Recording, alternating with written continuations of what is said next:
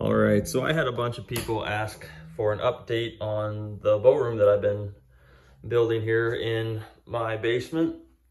And so just a quick update for it. I still got a few things to do yet. I am still putting the bow rack here. It's gonna go on this wall as well.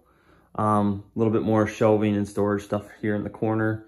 This is that table that I built with my dad and my brother out of our custom lumber that we milled and built from the wood that came off the family ranch.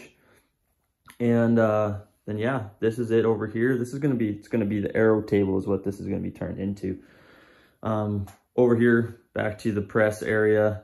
I wanna show you guys something here as well. This is something that's actually, I think is pretty neat. I'm gonna turn on this light here. This is just helps for a little bit more light in here when I'm working. This is something that I built. I built my own drawboard. And what I did is I actually used 1/2-inch plate on some square tubing, 1.5-inch square tubing that fits directly into the press. And then over here I used some angle, and it's cut directly so it stops in at the back over here as well. But that's it right in here. Fits right in nice and snug. She's not moving anywhere. She's nice and snug in there. So I'm gonna give you guys a quick rundown on how that works. I was super pumped about building that thing. It is gonna come in really handy when it comes to tuning bows, when you're wanting to be exact. Now that I got the bow in position here, this is just something that I'm using here. A lot of people use that rubber band in here, but my brother-in-law gave me this to use here. I am probably gonna try out that rubber band, see how I like it instead. But it does the job. All it's gonna be there is just to pretty much hold my bow in place when the winch comes off it. So I'll get this all connected together and I'll show you on the next video. Now I have my bow in position here, and I use this quick coupler in here as well, this quick connect that is attached to the winch itself. The reason I'm doing that way this thing can twist and it's not gonna cause any torque on the D-loop itself. Of course, when you're pressing something, it's always good to have a safety, which is why I have the safety around here as well. So this can't go anywhere if my D-loop was to break. Coming back right over to here, going to the winch. This is 1,000-pound capacity. I don't think I am pulling a bow that is gonna be 1,000 pounds. But that being said, it's always nice to be over than under, that's for sure. So I guess give it a little twist back.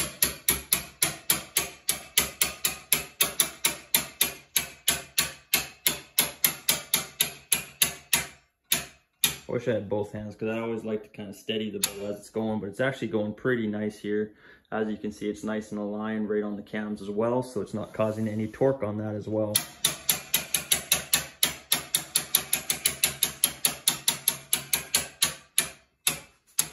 It's always good to double check, guys, when you're going, just to make sure that everything is still staying in line when you are pulling it back. The last thing you want to do is derail your bow when you're pulling it back.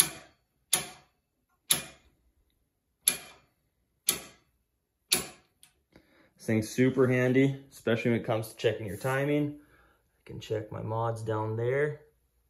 As I can see, I'm good there. For spacing, I'm spaced out good there. My next click, I should be bang on either of those. All right, so I am touching, and I am touching. And that's her, guys. That's how she's working. Super happy with it. Just got her all put together today. And yeah, so now next will be my pegboard's gonna go there with all my tools on it. And have to decide what else I'm gonna do with the rest of this room. But for now, I am up and running and I can now start working on bows again.